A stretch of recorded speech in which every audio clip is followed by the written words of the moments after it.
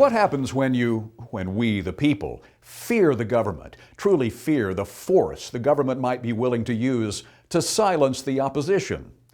Welcome to Liberty News TV. I'm Norvell Rose. Are you ready for a different take on the scandals now surrounding the Obama administration, including the latest revelation of that massive government surveillance program, monitoring the phone calls, possibly even the emails, texts, and tweets of millions upon millions of us? Are you ready to explore this question? Do these so-called scandals weaken Obama or strengthen him? Do the president and the lieutenants in his ideological army welcome all this turmoil? Yes, welcome it as a way to instill fear about possible government force that would freeze the opposition, those who at least for now still have the political power to stop the high-speed expansion of the state. Think about it.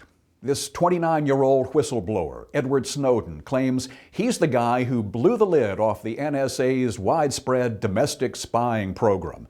Now we have to wonder just how deep does this program reach?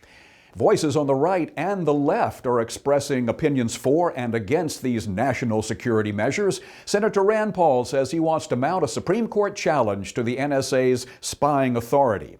And our question as the furor spreads: is this really such a bad thing for an administration that might, say, want to create confusion, chaos, concern, fear? Where might the snooping go? How far might it extend?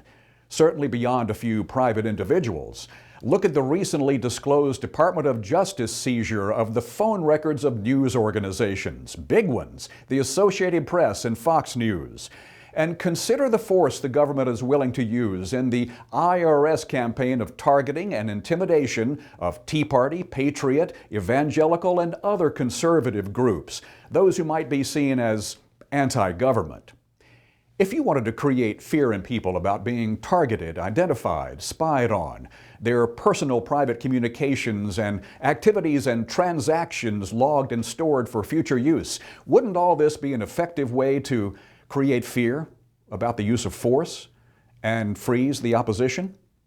Meantime, the immigration reform bill moves to the floor of the Senate this week, a bill that, if passed, would fundamentally change the demographic of the American voter.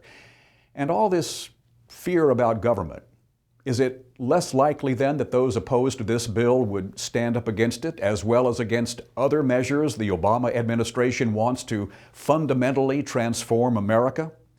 Remember the profound and prophetic words of Thomas Jefferson: "When the people fear the government, there is tyranny. When the government fears the people, there is liberty." And that's Liberty News TV for today. Thank you for considering our different perspective on the Obama scandals. I'm Norvell Rose. We'll see you next time.